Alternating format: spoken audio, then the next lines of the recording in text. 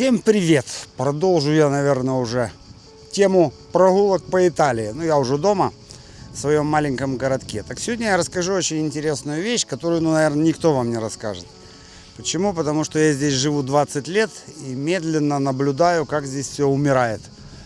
И сейчас вот прям на примерах покажу, как это происходит. Ну, с этой стороны, скажем, ничего не меняется. Может быть, даже и развивается. Совсем ничего не умирает.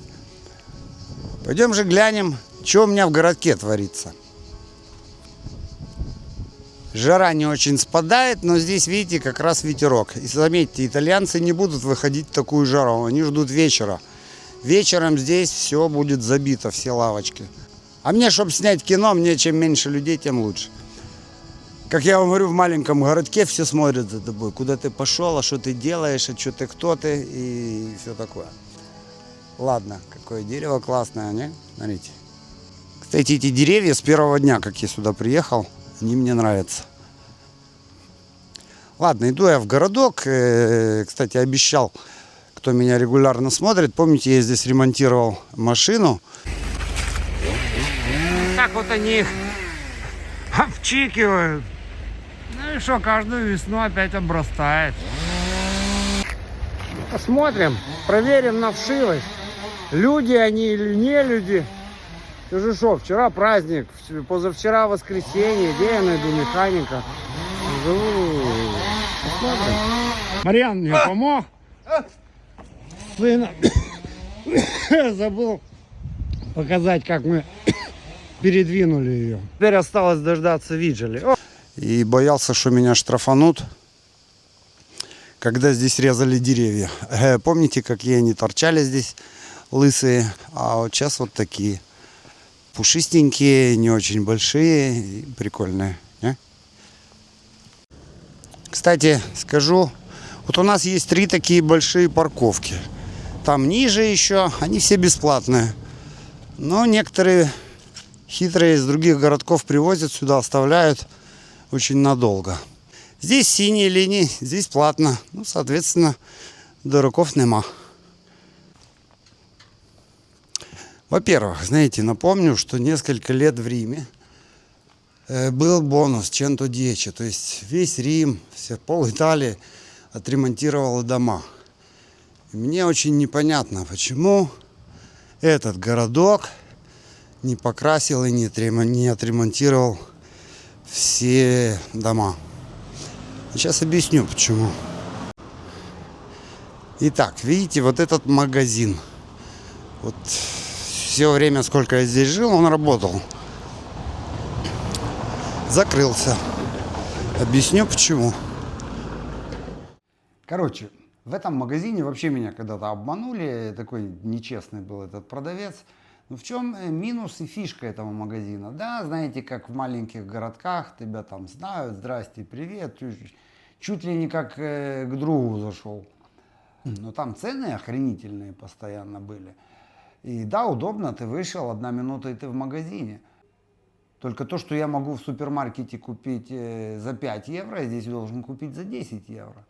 И они не стесняются цены поднимать. Я вам говорю, что вот в любом нашем магазине помидоры, опять же, если в любом месте, там, у индусов, там, или, опять же, в супермаркете, в Евроспине, в Лидле, там, я не знаю, в другом, в Тодисе, помидоры купить можно за евро 50, ну, скажем, вот сейчас, в сезон.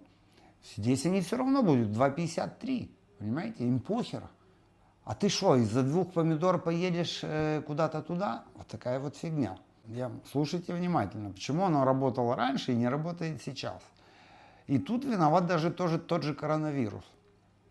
Дело в том, что здесь очень много было старичков. Раньше здесь движуха была поболее, больше работ. У этих стариков всегда были деньги. У них хорошие пенсии были еще с тех времен. И да, им, стареньким, лень ехать куда-то далеко, и они шли и спокойно платили здесь. У меня даже Валя здесь работала у одного детка на соседней улице. Мы тут спорим, сколько в час зарабатывать. Он просто за 2-3 часа работы ей давал 50 евро. Представляете, просто ему скучно, сын его где-то забросил в Риме, никто к нему не приходит вообще, он такой Квазимода был. Но сын позаботился, сделал ему 2 вакцины, и дед крякнул. Вот такая вот фигня. Так жалко было, а как его уговоришь? Сын, отец, батя, надо, все делают, надо. Вот вам и вакцина.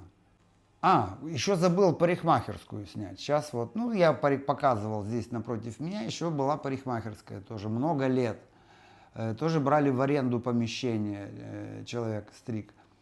Тоже постоянно бабушки. Здесь такие, они, знаете, 70, 80, 90 лет, ее чуть ли не под ручки ведут, ну, чтобы у нее была прическа. Это постоянно были клиенты. После коронавируса, представьте себе, он их покосил, это население, что они сами по себе умирали. А молодежь-то в этих городах не очень задерживается, она сваливает. И так стало получаться, что клиентов все меньше, меньше, меньше, меньше, а налоги здесь давят их, аренда давит их, и все. Вот сейчас тот же парикмахер, что он сделал? Сидит себе дома, на дому принимает, стрижет, пару копеек имеет, не надо за аренду платить, не надо налоги платить, и сколько ему надо. На жизнь хватает, и все. Понимаете, это так плавно, незаметно. Ты же придешь в магазин, никто же тебе там не будет жаловаться, что рассказывать, что у него там происходит с бухгалтерией, с клиентами. А у них здесь в этом магазине даже не работали там какие-то продавщицы. Он сам хозяин, и иногда приходил ему отец, помогал. Вот тоже сам работал на себя, и то не вытянул. Еще одна странная фигня. Видите? 29 тысяч. 2 месяца назад было 25.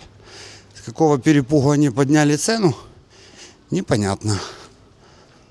Ну а с этим, так сказать, гаражом вообще все интересно. 25 тысяч был. Еще Марьяна сын ходил, смотрел туда. Я говорю, а нафига ему надо? Там, чтобы вы понимали, максимум 25 квадратных метров. Еще и ремонт надо. Туалета там нету, по-моему, какой-то умывальник там есть и все. Это нежилое помещение. И теперь давайте вспомним виллу, которая была куплена за 25 тысяч евро. Если бы вы знали, какое количество комментариев вначале мне писали, да это сарай, да уже построил все, ремонт сделал, да это сарай, да что это дом, да это самое. Вы видите, какие цены? Вот мне хотелось бы поговорить с теми комментаторами, которые мне вначале вот это писали. Гараж 25 квадратных метров. Эти люди, которые здесь живут, они очень себя здесь ценят и свою недвижимость. Я вам клянусь, что это никто не купит. Ну, никому не надо. Здесь действительно, если повезет, можно было и за 70, за 80 тысяч как бы под ремонт купить какую-то квартиру. Ладно, еще раз скажу быстро. С Валей ходили, смотрели квартиру. Человек нам, говорит сосед, квартира продается, не хотите посмотреть? Пошли посмотрели, 50 квадратных метров, все такое тесное. Тут пошел стенка, тут пошел кровать, тут все уже пришел, негде развернуться. Но терраска такая красивая, вот с этими видами всякими. А что мне эти виды? Мне помещение надо, понимаете? Еще и лестница на 3-й этаж, вот такая вот узкая, подняться. 100 тысяч, да где, блин? Максимум там 60 и 70 бы не дал, 60. Через пару месяцев что-то там листаю эти иммобиляры, там Каза Пунтаид. Смотрю, эта хата там 130. Они здесь немного повернуты на этих ценах. Квартира эта стоит уже года 2. 130, сейчас уже 120. Вот такие здесь цены. И что вообще странно, я говорю, поставил цену 25. Ну, видимо, начали ходить, смотреть. Он думает, о, ходят, сейчас подниму. И еще пишет гараж. А как туда заехать, в тот гараж? Там, чтобы заехать, надо такие выкрутасы. Надо перекрыть все движение на улице, блин. И еще умудриться в такой узкой улице туда заехать, потом выехать. Как это? Какой гараж, блин? Бизнес открыть. С бизнесом, надеюсь, вы все поняли. Вот это магазин был, супермаркет. Продается. Видите? Тоже сколько я времени здесь жил, он работал. Полгода назад закрылся.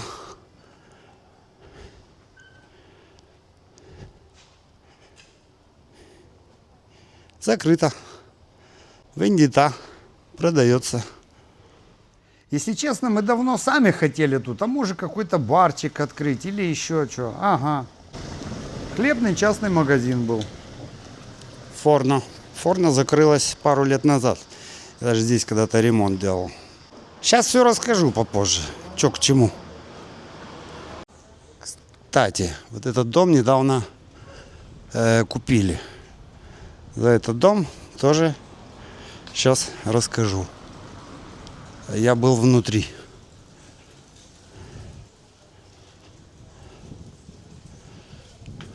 В этом доме жил дед один.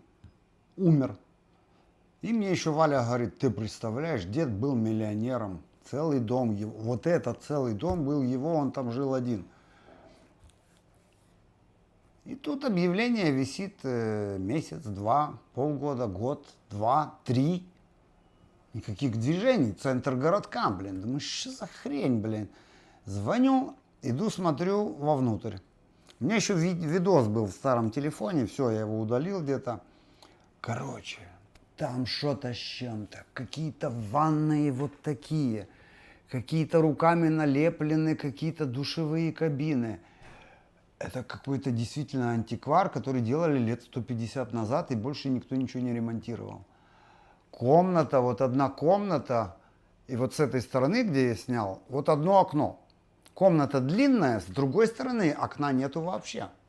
То есть комната длинная, темная, и это трехэтажное здание, то есть внутри квартиры еще идет лестница, которая занимает тоже пространство.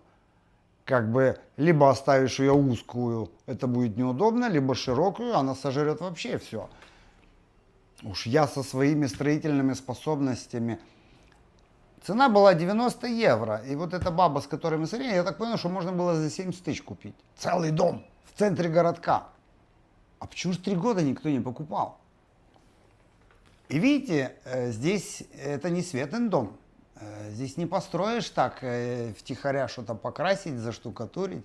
Здесь надо нанять фирму, здесь надо всех геометров, этих инженеров, бумажки все, исторический центр, фасад, крыша, соседи. Вот эти пантеджи леса поставили, они уже стоят несколько месяцев. Что-то никаких вообще движений, никаких строек. Я вообще не понимаю эту систему. Эти пантеджи, если брать в аренду, они стоят денег. А если даже они не твои, то сдай в аренду, заработай денег. А просто поставить и ничего не делать, я не понимаю этого. Мне очень слюна текла на этот дом, но я просто понимал, что с него, разве что магазин какой-то сделать, супермаркет маленький, трехэтажный, больше я не видел смысла там жить, невозможно было. Такой тоже нюансик с такой недвижимостью. Итак, хотел рассказать за эту табакерию, видите. Здесь сигареты, это, так сказать, самые крутые точки. То есть они всегда востребованы. Раньше она была вот здесь. Потом она переехала в другое место. А сейчас это третье место. Сейчас тоже объясню, почему. Кстати, забыл сказать, в том доме полы просто опасно было ходить. Они уже настолько сгнили, что это каждый этаж, каждый пол надо было по новой делать. Также и вся эта веранда тоже опасно было ходить, оно было все прогнившее, все протекало. С этой табакерии, так сказать, ну там работают люди умные такие, они действительно, одна, по-моему, такая табакая может стоить 1 миллион, блин, по-моему. Только потому что этот сам бизнес дорогой. Там тоже лицензии свои надо, это дорогой бизнес. И они хорошо всегда зарабатывают. Кстати, хорошо-нехорошо. Работали муж, жена, тоже развелись. Нашел себе молодую. Так вот, они же тоже платили аренду, понимаете? И когда начали закрываться другие магазинчики, причем это еще лет 5-7 назад они уже прочухали это. И они думают, а что нам, я не знаю, сколько они платили за это помещение, нашли другое поменьше, естественно, за меньшую цену. Перешли. Потом, видимо, еще другой вариант. Все по аренде, по цене. Раз много помещений пустых, значит есть выбор. И здесь опять же логика. Возьмите хозяева эти, войдите в это положение, то есть будьте гибкими, меняется ситуация, меняются цены, скиньте, и никуда бы они не бегали. Нет, человек уперся, все, вот это лет 5-7, вот помещение стоит. Вообще никто ничего не берет, не под аренду, хорошее помещение, да, вот, давай, беру, магазин открываю, блин, украинские пельмени, не знаю, украинские там микс-макс, нафиг и надо, вот так. Сейчас покажу вообще странную вещь. Сейчас покажу еще один магазинчик. Видите, это была Ferramenta. Пожалуйста, Афита. Кто не желает. Ferramenta, чтобы вы понимали, это самая тоже крутая точка, где можно зарабатывать. По Риму, наверное, через каждые 100-200 метров они есть. Во-первых, ты вышел, мне не надо там, чтобы купить лампочку, далеко ехать. Все всегда под боком. Ferramenta это типа 1000 мелочей по-нашему. Там можно зайти, купить все, гайку, лампочку, ключ, что угодно.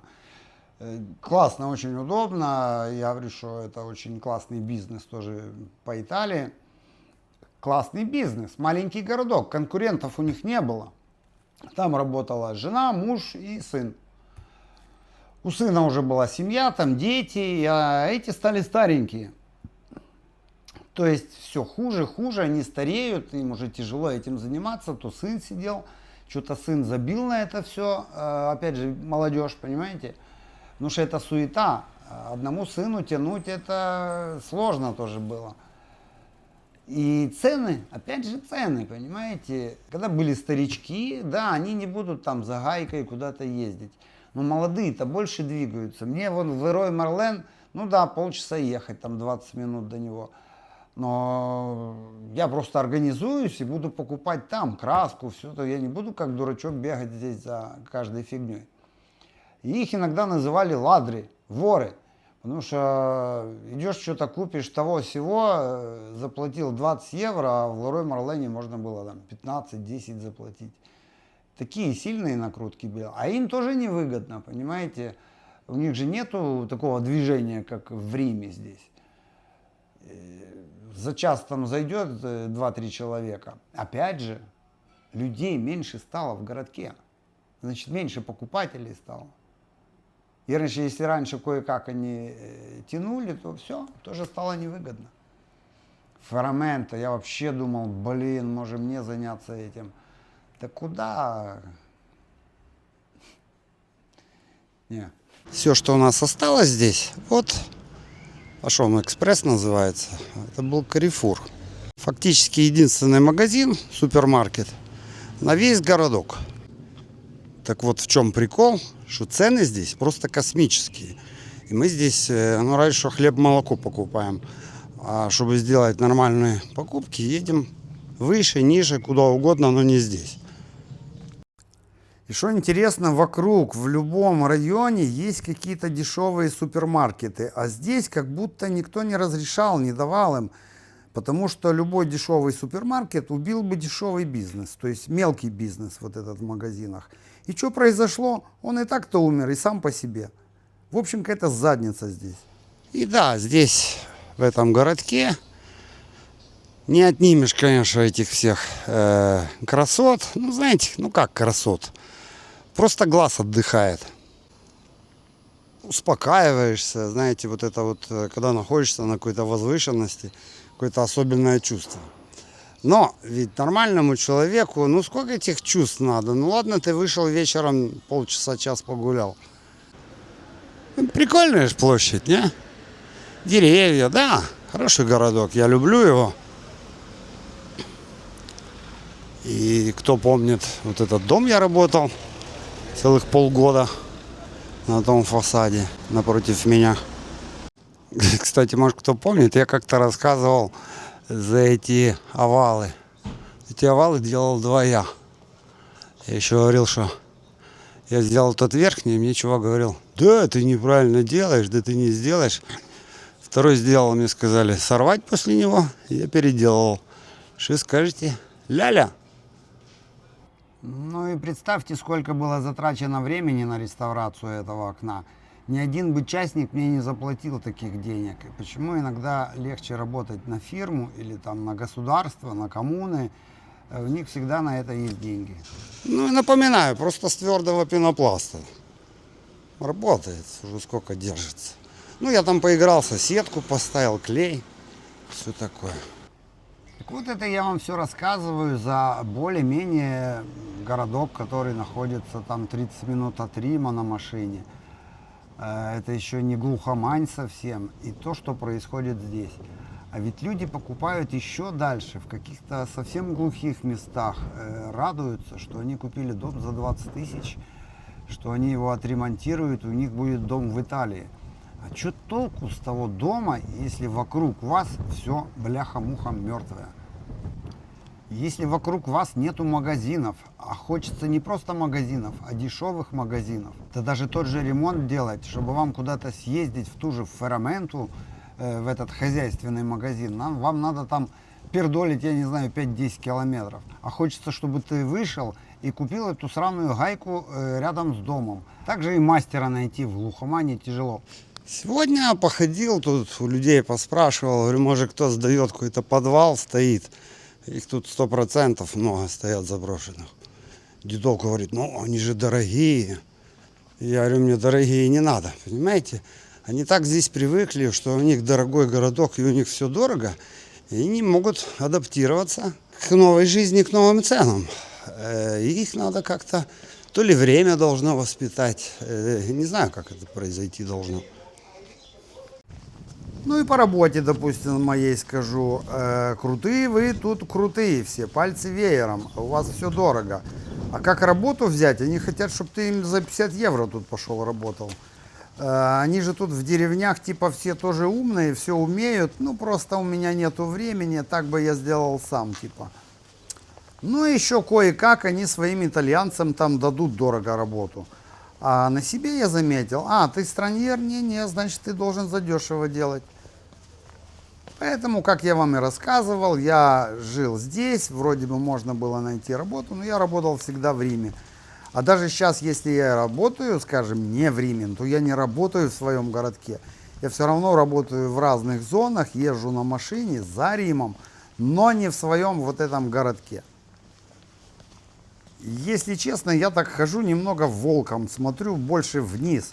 Ну, здороваюсь ради приличия, но зная все нутро местных жителей, как бы я предпочитаю не дружить с ними.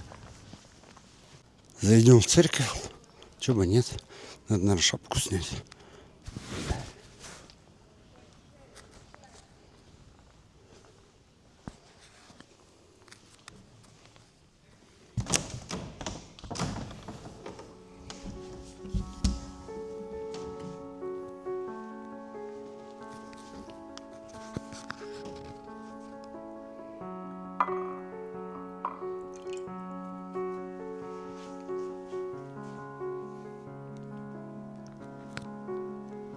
Никого.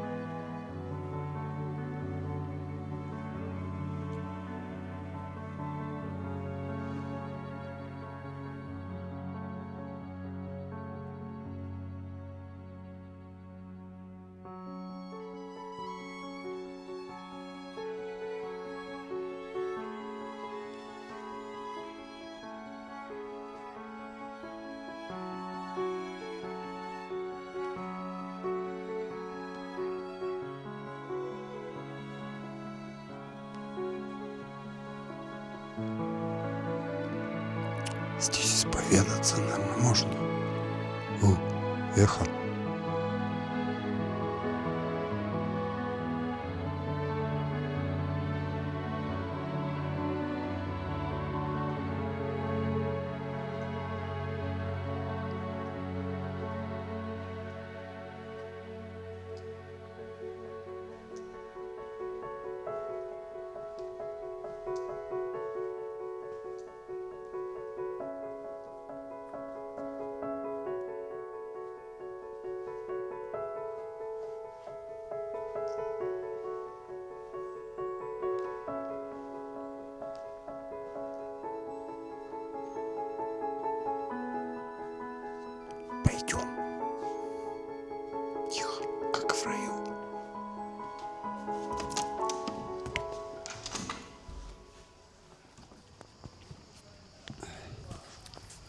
И да, чтобы не сойти с ума, здесь периодически устраивают карнавалы, всякие столы выставляют, какую-то движуху.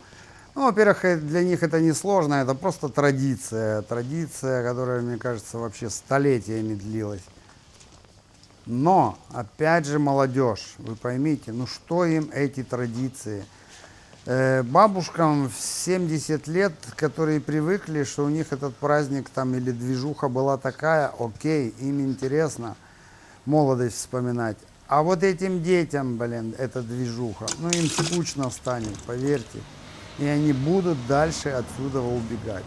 Ну, будут сидеть еще, может быть, 40-50-летние в этом городке. Сколько они выдержат? Они постареют, а ихние дети тоже не знаю, ли захотят ли с ними сидеть. И что это будет дальше, я не знаю. Мусорники, я вам говорил, по всему городку растыканы. И это мусорники. Это у нас бар. Здесь, кстати, когда-то пытались открыть автоматы, поставили со всякими бутиками, напитками. Ну, что-то не пошло тоже. Вот такой сегодняшний мой рассказ, мое мнение об Италии. Пишите вы, что вы видите, как вы чувствуете. Как-то дальше будет с этой Италией. Возможно, те, кто в Риме, всего этого не видят. Или в Милане, или в больших городах.